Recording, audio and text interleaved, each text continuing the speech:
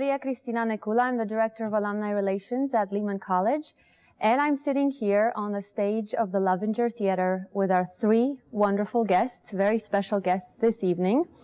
Mr. Barry Tucker, the president of the Richard Tucker Foundation. Good evening and welcome. Thank you. And the two wonderful artists and singers who will be delighting us with their artistry in tonight's concert, mezzo-soprano Renee Tatum. Hello. And bass-baritone Keith Miller. Hi.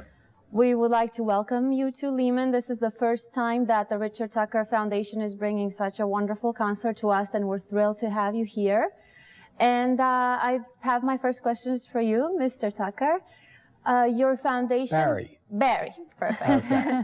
The Richard Tucker Foundation was established in 1975. Correct. And its mission is to perpetuate the legacy of your father, the very celebrated... To recognize young American opera singing and emphasize the word American. Mm-hmm. We only give money to American opera singers because we feel that there are so many out there and they're really so well prepared, whether it's in the conservatory, the university, or whatever program they're in, and they really get ready for one of our three awards, and therefore they all need some extra money for coaching or for whatever they need it for. Whenever we give some money, there are no strings attached. Each and every one of them are over 21, and they can make their own decision. They're old enough that way. So therefore, when they earn the award, it's theirs. And you also bring opera to various communities. You would like to heighten appreciation for opera by expanding its audiences. Tell us a little bit about that. Well, what we try to do is to do concerts in churches, temples, hospitals, homes, and even AIDS houses we've done it in. And you have no idea how appreciative people are that when you come into their place where they're staying, residing, when they hear the music, they become alive again. It's so rewarding for everybody involved. And it's something that I try to tell all the young singers. God has given you a great gift, the voice. Learn how to share it and give it back to with others, and share with them the joy and happiness that you have with it, that what you do with it. It's wonderful. Mr. Miller, you started a professional football player career, and then before you became a professional opera singer. Were there any principles that you learned in football that may serve you well as an operatic singer and also in life in opera in general? I think duck. Duck. No. The main principles, they're all the same. You work as hard as you can, and you try to be better than you were the day before. And with football, I used to have a rule of two. I would have two things that I did really well and two things that I needed to work on. And it kept the list somewhat manageable, because in this business, as in sports, you have so many critics and you're your worst critic of all. And there are so many conditions, like with football, you can have a sprained ankle, a minor injury to keep you from functioning 100%, but you have to get out there and still play. And with singing, it's the same thing. You can have travel, sickness, everything that equates to that, and you still have to get up there and just perform. And even if it's not your best, you just have to leave it all out there and hope that, you know, you've trained well enough that you can communicate the music through your voice to deal with those things. And that's technique, but it's also a little spirit of competition, because you get up there, you get that adrenaline rush, and it's performing. You're serving an audience through music, which is wonderful. And also, I would imagine physically, but keeping physically fit, because operatic singing is also very, very physical. And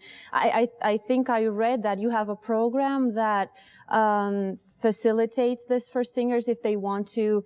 What does it take to be physically fit? Can you tell us a little bit in an operatic career? We train our singers to be trained specifically for whatever they're doing in their career. And tell us the name, please, of this program. It's a Crested Butte Music Festival. Great. Yeah. We train them to acclimate to altitude, time zone adjustment. Certain roles require certain things. just like you would not train a football player the way you train a basketball player, or even a male and female basketball player, you train differently.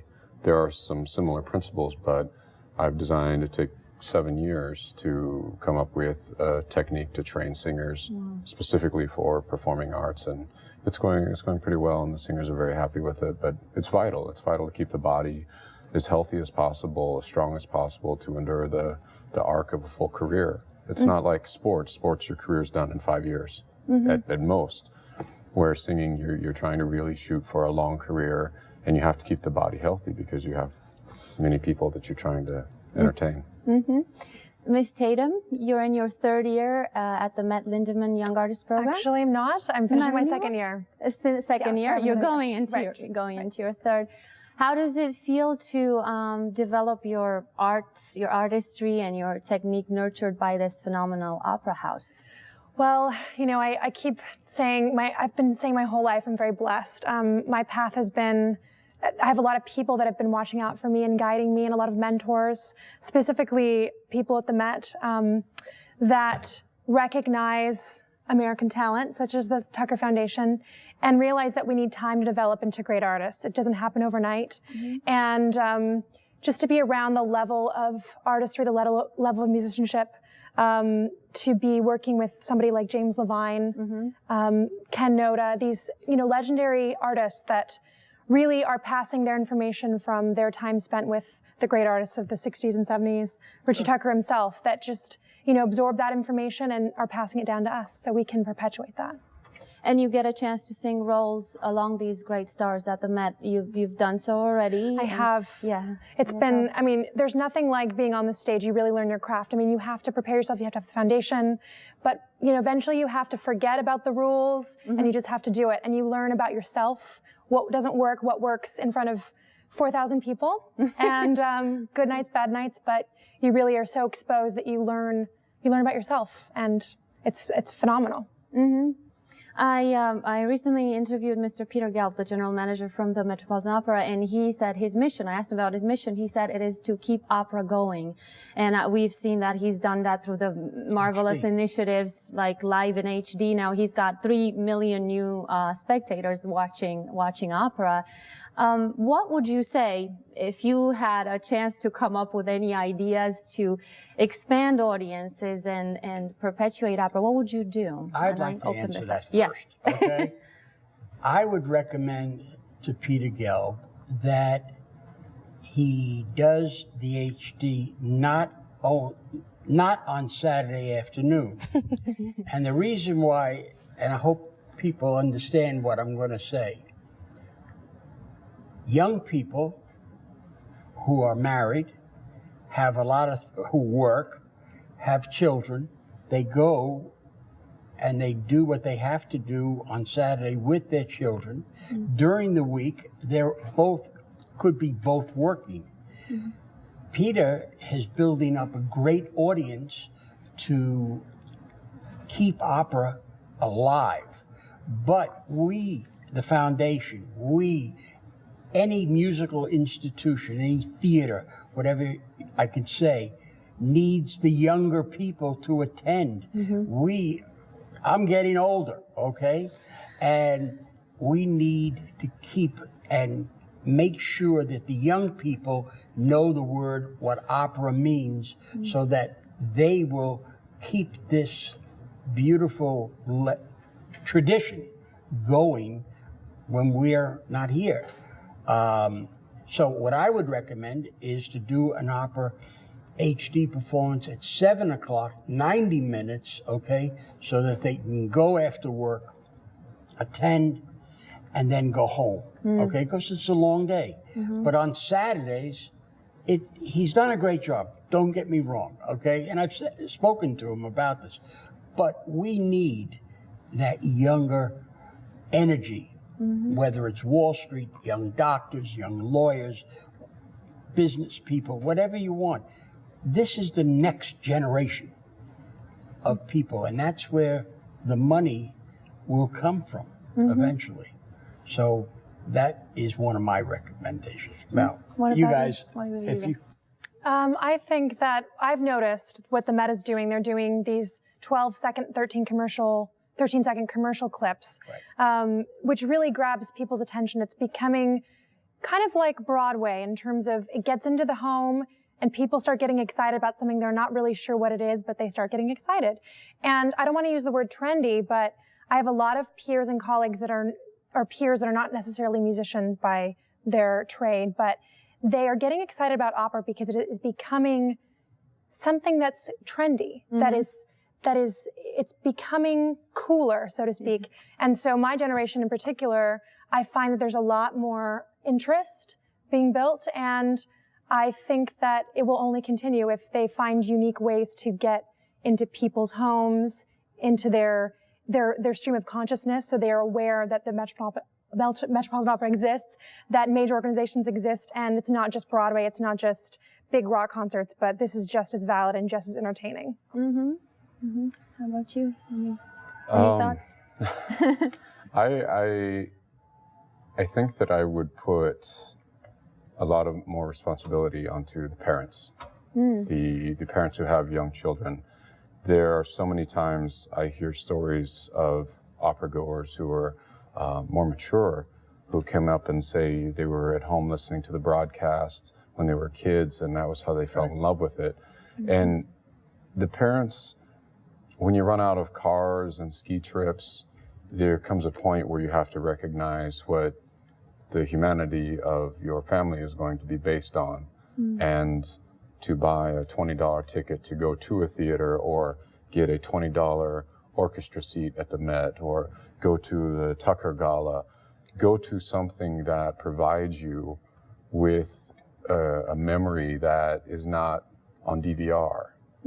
So I would try to send a message to the parents to have some responsibility for what it is we're going to pass on to our kids besides the iPad 5 and these gadgets, and have some, someone that passes the torch. But it also, the important factor is that young kids, students, whatever the age is, it stems also, besides the home, which is most important, how about in schools?